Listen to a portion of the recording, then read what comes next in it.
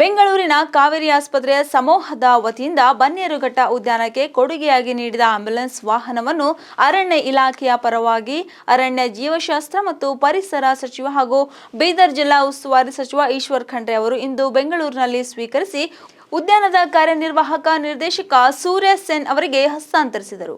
Ambulance ಹಸ್ತಾಂತರಿಸಿ ಮಾಧ್ಯಮಗಳೊಂದಿಗೆ ಮಾತನಾಡಿದ ಅವರು, ತುರ್ತು ಆರೋಗ್ಯ ಸಂದರ್ಭದಲ್ಲಿ ಸ್ಥಳೀಯ ಪಂಚಾಯಿತಿ ವ್ಯಾಪ್ತಿಯ ನಿವಾಸಿಗಳಿಗೆ, ಉದ್ಯಾನದ ಸಿಬ್ಬಂದಿಗೆ ಮತ್ತು ಪ್ರವಾಸಿಗರಿಗೆ ಈ ಆಂಬ್ಯುಲೆನ್ಸ್ ನೆರವು ಲಭಿಸುವಂತಾಗಬೇಕು. ರಾಷ್ಟ್ರೀಯ ಉದ್ಯಾನಕ್ಕೆ ಬರುವ ಪ್ರವಾಸಿಗರಿಗೆ ಮತ್ತು ಇಲ್ಲಿನ ಸಿಬ್ಬಂದಿಗೆ ತುರ್ತು ಆರೋಗ್ಯ ಸೇವೆಯ ಅಗತ್ಯವಿದ್ದಾಗ ಆಸ್ಪತ್ರೆಗೆ ಕರೆತರಲು ಆಂಬ್ಯುಲೆನ್ಸ್ ವಾಹನದ ಅಗತ್ಯ ಮನಗೊಂಡು ಕಾವೇರಿ ಆಸ್ಪತ್ರೆಯವರು ಇಂದು ಒಂದು ಆಂಬ್ಯುಲೆನ್ಸ್ ಅನ್ನು ಸಾಂಸ್ಥಿಕ ಸಾಮಾಜಿಕ ಹೊಣೆಗಾರಿಕೆ ಅಡಿ ನೀಡಿದೆ. ಆಸ್ಪತ್ರೆಯ ಈ ಸಾಮಾಜಿಕ ಕಳಕಳಿ ಶ್ಲಾಘನೀಯ ಎಂದರು. ಕಾವೇರಿ ಆಸ್ಪತ್ರೆ ಸಮೂಹದವರು ನಮ್ಮ ಬನ್ನೇರುಘಟ್ಟ ರಾಷ್ಟ್ರೀಯ ಉದ್ಯಾನವನ ಜೈವಿಕ ಉದ್ಯಾನವನಕ್ಕೆ ಒಂದು ಆಂಬ್ಯುಲೆನ್ಸ್ ಅನ್ನು ಕೊಡುಗೆಯಾಗಿ ಕೊಟ್ಟಿದ್ದಾರೆ. ಅದರ ಅಧ್ಯಕ್ಷರಾದಂಥ ವಿಜಯ್ ಭಾಸ್ಕರನ್ ಅವರಿದ್ದಾರೆ, ಸ್ಯಾಮ್ ಅವರಿದ್ದಾರೆ.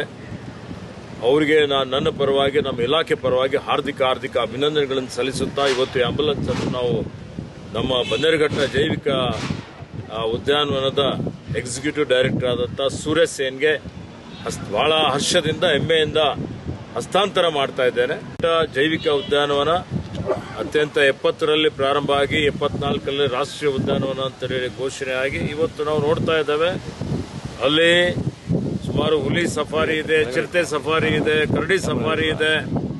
ಮೊನ್ನೆ ನಾನೇ ಚಿರತೆ ಸಫಾರಿ ಉದ್ಘಾಟನೆ ಮಾಡಿದ್ದೆ. ನಂತರ ಇನ್ನೂ ನಮ್ಮ ಪ್ರವಾಸಿಗರ ಸಂಖ್ಯೆ ಬಹಳ ಜಾಸ್ತಿ ಆಗಿದೆ.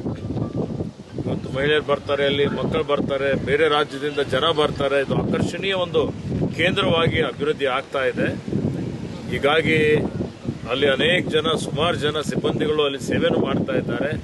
ತುರ್ತಾಗಿ ಅವ್ರಿಗೆ ಯಾರಿಗಾದರೂ ಆರೋಗ್ಯದ ಸಮಸ್ಯೆ ಬಂದಂತಹ ಸಂದರ್ಭದಲ್ಲಿ ಅವರಿಗೆ ಆಸ್ಪತ್ರೆಗೆ ಶಿಫ್ಟ್ ಮಾಡುವಂಥದ್ದಾಗಲಿ ಅಥವಾ ಫಸ್ಟ್ ಏಡ್ ಕೊಡುವಂಥದ್ದಕ್ಕೆ ಅಥವಾ ಸ್ಥಳೀಯವಾಗಿ ಆ ಗ್ರಾಮ ಪಂಚಾಯತಿಯಲ್ಲಿ ಸಹಿತ ಏನಾದರೂ ತೊಂದರೆ ಆಯಿತು ಅಂತ ಹೇಳಿದ್ರೆ ಈ ಆಂಬ್ಯುಲೆನ್ಸ್ ಬಹಳ ಸಹಕಾರಿ ಆಗ್ತದೆ. ಅದಕ್ಕೆ ನಾನು ಯಾರು ಈ ಆಂಬ್ಯುಲೆನ್ಸ್